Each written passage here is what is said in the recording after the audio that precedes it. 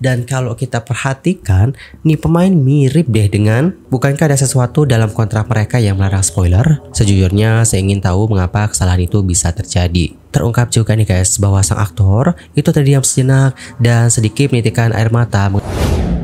Hello everyone, I'm Mr. Kim and welcome back to my YouTube channel. Yorobun yang lagi nonton, how are you today? Apakah dalam kondisi yang baik-baik saja? Well, aku harapkan seperti itu ya. Namun kalau kalian seandainya lagi dalam kondisi yang gak baik-baik aja nih, entah itu karena lagi sakit, lagi galau, atau lagi banyak banget masalahnya, jangan menyerah ya guys, ayolah semangat fighting. Nah guys, dalam video kali ini kita bakal bahas tentang update informasi dari industri hiburan Korea Selatan. Dan langsung aja kita mulai dari berita pertama. Di berita pertama adalah kabar duka nih guys, yang datangnya dari Lee Hee-chul, yang mana ia dikabarkan meninggal dunia. Industri hiburan Korea tengah berduka nih guys atas meninggalnya penyiar sekaligus influencer yang bernama Lee Hee-chul.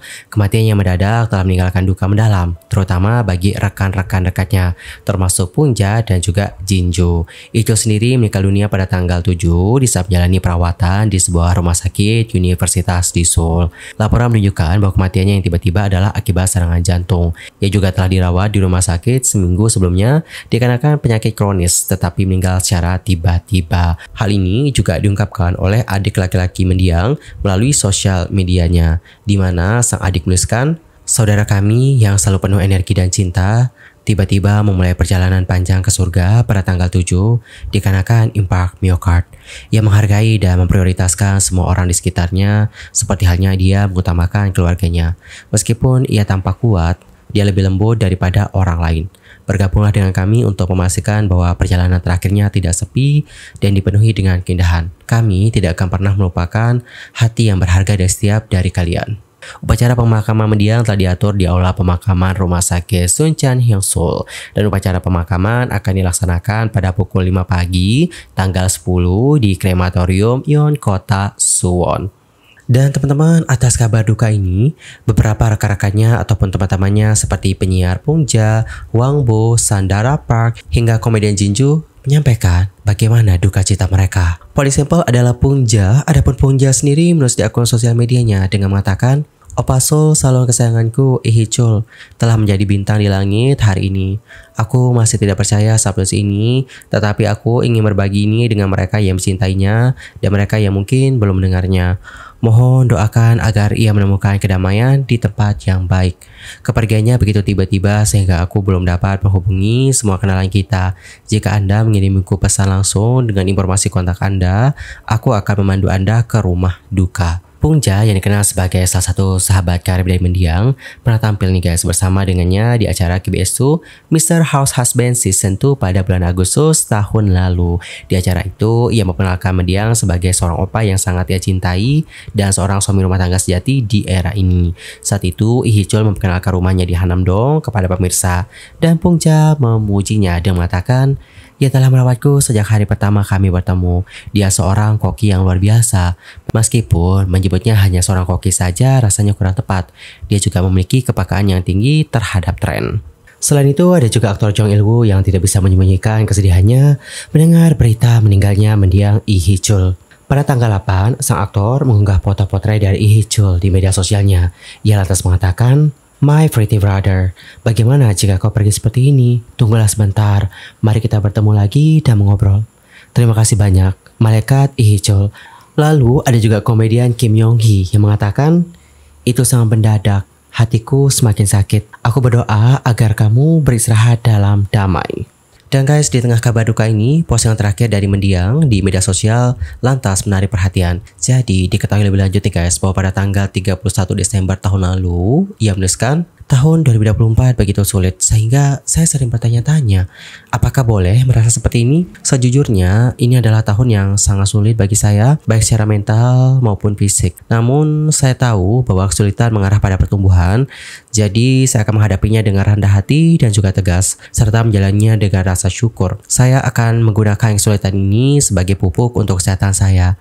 Pada tahun 2025, saya berharap kesehatan yang lebih baik dan kehidupan yang dipenuhi rasa syukur setiap saat." Alright, jadi seperti itulah guys bagaimana postingan dari Mendiang. Kalau kita lihat, Mendiang itu kayak mencoba gitu loh untuk tetap kuat, tangguh, dan penuh dengan harapan gitu loh untuk mengatasi semua rintangan dan juga cobaan yang ia hadapi semasa hidupnya. Dan pada akhirnya usai membaca tulisannya tadi, banyak netizen, penggemar, rekan-rekan, dan juga keluarga yang semakin sedih atas kepergiannya. Sekali lagi, Mimin juga mengucapkan turut berduka cita atas kepergian dari Ihijul. Semoga ia ditempatkan di tempat terbaik di sisi Tuhan, dan semoga keluarga, kerabat, teman-teman, dan penggemar yang ditinggalkan dapat diberikan ketabahan dan juga kesabaran. Amin.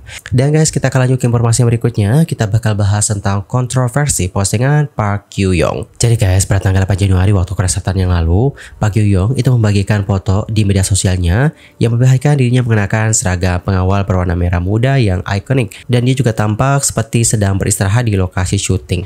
Akan tetapi dalam foto itu kita nggak ngelihat Park Gyu-young sendirian. Ada juga nih pemain lain yang terlihat. Dan kalau kita perhatikan, nih pemain mirip deh dengan.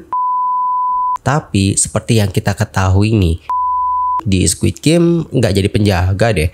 Dia itu kan jadi pemain guys. Terus apakah ini berarti bahwa jadi isi sendiri ya guys? Apakah seperti itu atau gimana nih? Dan guys, pada akhirnya foto ini pun lantas menjadi kontroversi. Kenapa menjadi kontroversi? Karena dianggap itu sudah seperti mengungkapkan tentang sebuah plot yang besar dari drama tersebut. Dan mengingat bagaimana antisipasi global terhadap serial Squid Game, baik itu tim produksi maupun Netflix, telah menekankan kerahasiaan ketat terkait detail alur cerita. Para pemeran dan juga peserta acara dilaporkan diminta untuk menandatangani perjanjian kerahasiaan. Nah, salah langkah ini telah memicu reaksi keras di dunia maya, dikarenakan para netizen mengungkapkan kekecewaan atas pengungkapan yang tidak disengaja tersebut. Dimasukkannya aktor lain dalam gambar itu diyakini mengisyaratkan inti cerita utama, sehingga mengurangi rasa penasaran sebagian penonton. Selain itu, Netflix juga dilaporkan telah memperlakukan perjanjian kerahasiaan dengan klausul denda yang besar, sebanding loh dengan gaji para aktornya. Hal ini pun lantas menimbulkan spekulasi tentang apakah Park Gyu-young akan menghadapi konsekuensi finansial yang signifikan atas hal tersebut, atau kayak akankah dia nanti ngebayar denda nih gitu. Apakah seperti itu? Well, kita lihat aja ya guys bagaimana kedepannya. Dan guys, atas masalah ini netizen Korea juga sudah memberikan bagaimana tanggapan mereka. Adapun komentar-komentar dari Netcore seperti ini. Seorang aktris yang bahkan tidak begitu populer muncul di Squid Game hanya untuk menghancurkan segalanya. Nggak populer, bukannya dia cukup populer ya? Aktor harusnya benar-benar mengendalikan penggunaan Instagram mereka. Aku tahu kalau aku akan mendapatkan spoiler kalau mengklik ini, dan aku tahu dia pasti akan selamat. Tapi ini spoiler yang sangat besar. Ini bencana yang aku buat sendiri. Jika ini nyata, ini terlalu bodoh. Dan fakta bahwa dia menghapus foto itu berarti itu nyata. Dia baru saja mengunggahnya seperti itu. Jika itu nyata, dia akan mendapatkan masalah. Apakah dia akan membayar denda yang besar? Itu benar-benar spoiler yang besar sih. Bukankah ada sesuatu dalam kontrak mereka yang melarang spoiler? Gila, aku merasa ini nyata apa yang akan dia lakuin ya dengan foto ini.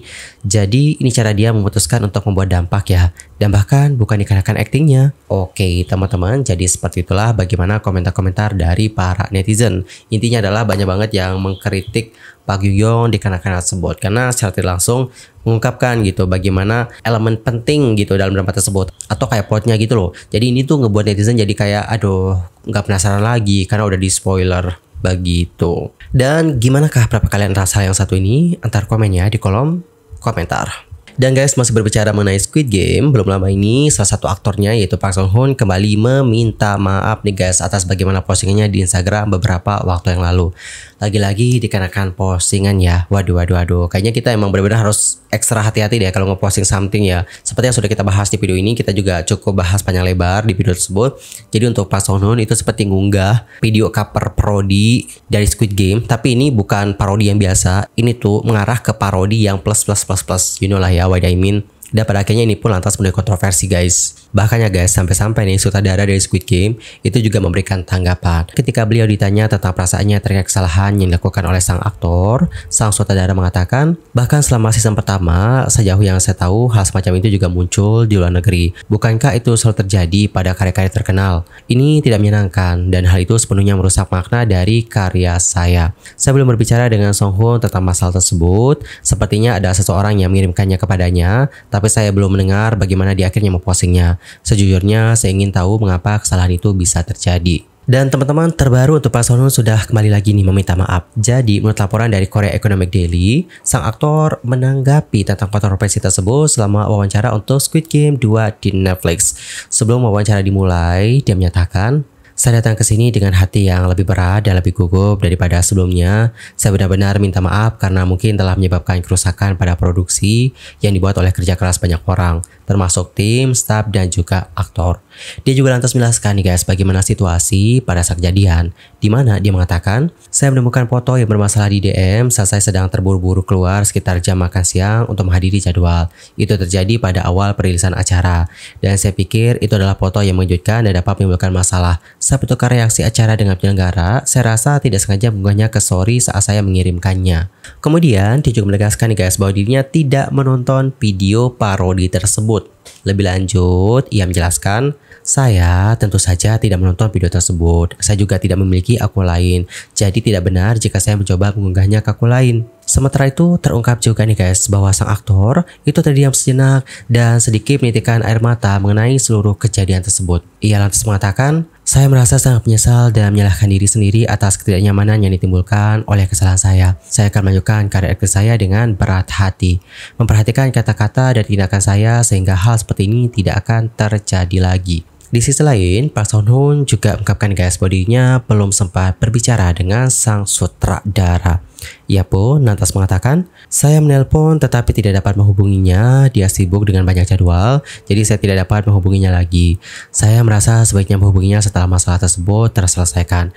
Statement saya tentang kontroversi tersebut telah dikirimkan kepada sutradara melalui agensi." Oke teman-teman, jadi kurang lebih seperti itulah bagaimana statement dari Park Seo Hoon di perminta maafnya yang kedua. Untuk kasusnya Park Seo Hoon itu katanya nggak sengaja teman-teman, nggak sengaja terupload, dan dia juga udah negasin ya, dia itu nggak nonton video tersebut atau kayak nggak bermaksud untuk ngirimin hal itu ke akun lainnya, Enggak sama sekali. Di sisi lain, banyak netizen Korea yang sudah memberikan reaksi positif atas permintaan maaf dari Park Seo Hoon.